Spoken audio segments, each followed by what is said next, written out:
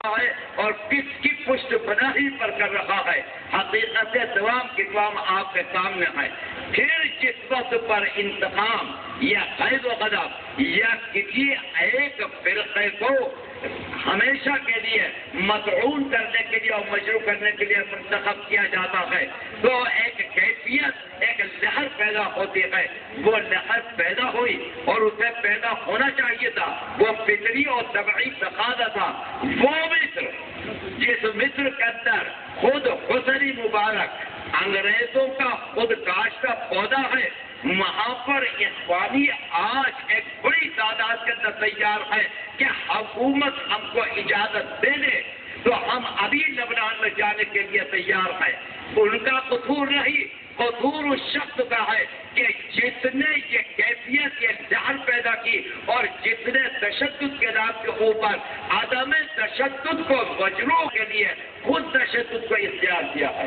یہ چیزیں ہیں، مدارس تو اپنی خدمت کر رہے ہیں، آپ کے معاون ہیں، آپ کے مددگار ہیں، اس طریقے پر کہ ہر حکومت کا فرض ہے کہ اپنے شہری کی تعلیمی، اقتصادی، رہائشی وغیرہ ضروریات، بنیادی ضروریات کو پوری کرے۔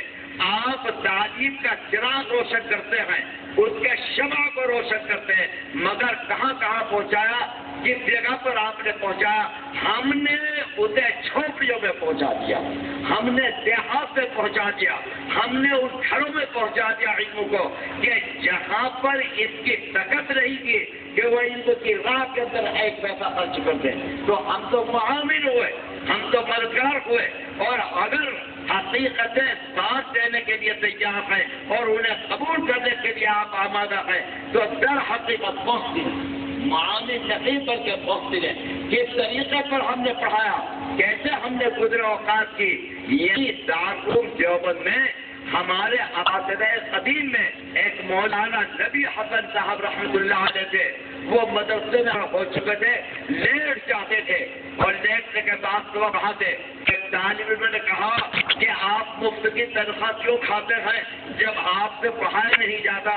سادہ دل آدمی تھے، بولے کہ تیرا مدرسہ 7 روپے تو تنخواہ دیتا ہے، کیا کھڑے ہو کر پڑھاؤں؟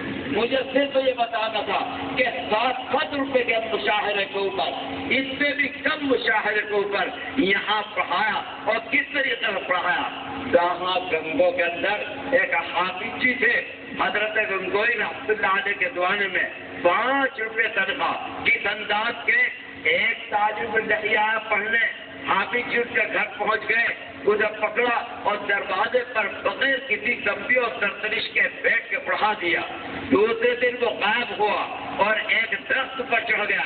حافظ جی باغ میں پہنچے، اسے درخت سے نیچے اتار دیا، پھر پڑھا دیا۔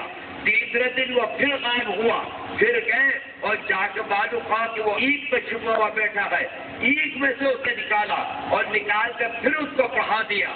عجیب و غریب شفقت تھی، عجیب۔ چوتھے دن طالب نے ہاتھ جوڑ لیے کہ حافظ جی آپ بدروح ہو کے میرے پیچھے پڑ گئے اور آپ میرا پیچھے نہیں چھوڑے گئے، خدا کے واسطے آپ کے بڑا درد چھوڑ دیجیے، آئندہ سے میں حاضر ہوں گا۔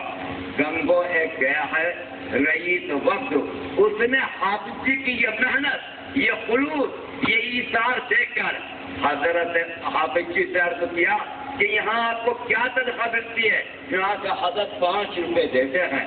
فرمایا کہ ہم 15 دیں گے، کھانا دیں گے، رہائش دیں گے، آسائش دیں گے، ہمارے ساتھ چلیے۔ یہاں کے حضرت سے پوچھ لو، اگر حضرت اجازت دیں گے تو میں چلوں گا۔ حضرت نے پوچھا تو فرمایا کہ ایک ہی تو گنگو میں آدمی ہے، کیا وہی تم کو دے دوں میں؟ یہ اس انداز پر آج آپ بتا سکتے ہیں کہ کوئی شخص اس بخلیل تنخواہ کے اوپر اتنے کم معاوضے کے لے کر اور پڑھانے کے لیے تیار ہو، بڑی بڑی تنخواہوں کے طالب، بڑے بڑے عہدوں کے طالب، کوئی اس کو نہیں سوچے گا کہ کسی غریب کو پڑھانا کتنا بڑا کام ہے۔ بہرحال ہم نے اپنے تاریخ سے، اپنے کردار سے نہیں بلکہ اپنے شاہکار سے ہمیشہ یہ ثابت کیا کہ امن پسندی اگر کسی مذہب میں ہے تو اسلام، اگر امن پسند ہے تو مسلمان، اور جو کچھ کیا جا رہا ہے کہا جا رہا ہے وہ بدنام کرنے کے لیے. اسے یوں سمجھو کہ ایک نقشہ آ رہا تھا، اسے خطرہ ہوا کہ یہ بہت سے ناک والے بیٹھے ہوئے ہیں، کہیں یہ مجھے دیکھ کے نقشہ نہ کہیں، تو وہیں نے شور کر دیا کہ نقشو نقشو نقشو نقشو. وہ جتنے ناک والے تھے سب خاموش ہو گئے. اسی طریقے پر یہ شور کیا جا رہا ہے ایک دہشت گرد کی طرف سے کہ یہ ہے دہشت گرد، یہ ہے دہشت گرد، تاکہ دنیا کی توجہ حقیقی دہشت گردوں کی طرف سے ہٹ جائے اور مصنوعی دہشت گردوں کی طرف وہ متوجہ ہو جائے. ان مختصر جملوں کے ساتھ آپ کا شکریہ، آپ کی محبت، آپ کی عنایت کے لیے مشکور، خود ادارہ اور خود میری حقیر ذات کہ آپ نے اپنا قیمتی وقت سے کیا تشریف غریب کو پڑھانا کتنا بڑا کام ہے. بہرحال ہم نے اپنے تاریخ سے، اپنے کردار سے نہیں بلکہ اپنے شاہکار سے ہمیشہ یہ ثابت کیا کہ امن پسندی اگر کسی مذہب میں ہے تو اسلام، اگر امن پسند ہے تو مسلمان، اور جو کچھ کیا جا رہا ہے کہا جا رہا ہے وہ بدنام کرنے کے لیے. اسے یوں سمجھو کہ ایک نقشہ آ رہا تھا، اسے خطرہ ہوا کہ یہ بہت سے ناک والے بیٹھے ہوئے ہیں، کہیں یہ مجھے دیکھ کے نقشہ نہ کہیں، تو وہیں نے شور کر دیا کہ نقشو نقشو نقشو نقشو. وہ جتنے ناک والے تھے سب خاموش ہو گئے.